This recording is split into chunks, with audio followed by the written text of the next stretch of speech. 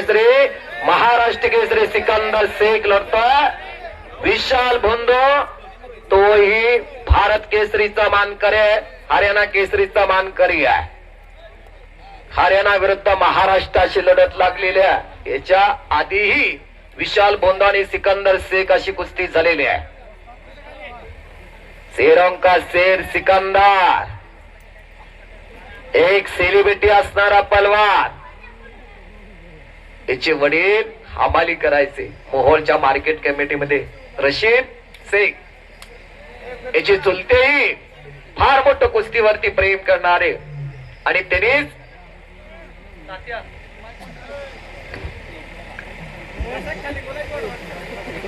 या सिकंदरला घडवला. पुढे गंगावेश तालमीला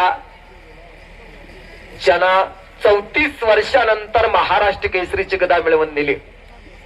34 वर्षानंतर गंगावेश तालमीला महाराष्ट्र केसरीची गदा मिळवून देणारा पलवान आहे सिकंदर.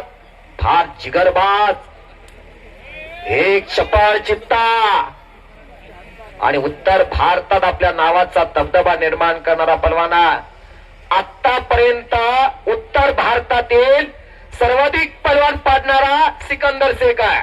मी जबाबदारीपूर्वक सांगतोय कुस्तीविदक परशुराम पवार. उत्तर भारतातील सगळ्यात जास्त पलवान पाडणारा, चित करणारा पलवान म्हणजे सिकंदर शेख आहे. कराय की टाळ्या मंडळी त्याच्यासाठी. कात्रेश्वर यात्रेनिमित्त कातरगडाच्या मातीमध्ये ऐतिहासिक मैदान. ओरडू नका. हो हो, निकाल गाठायचा प्रयत्न सिकंदरचा.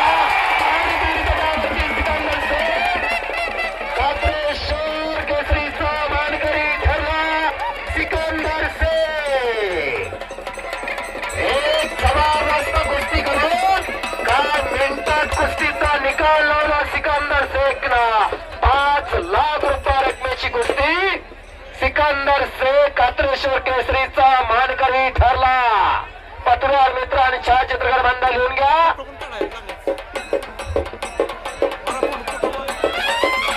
सिकंदर शेख साठी 200 रुपयाचं बक्षीस आलेला.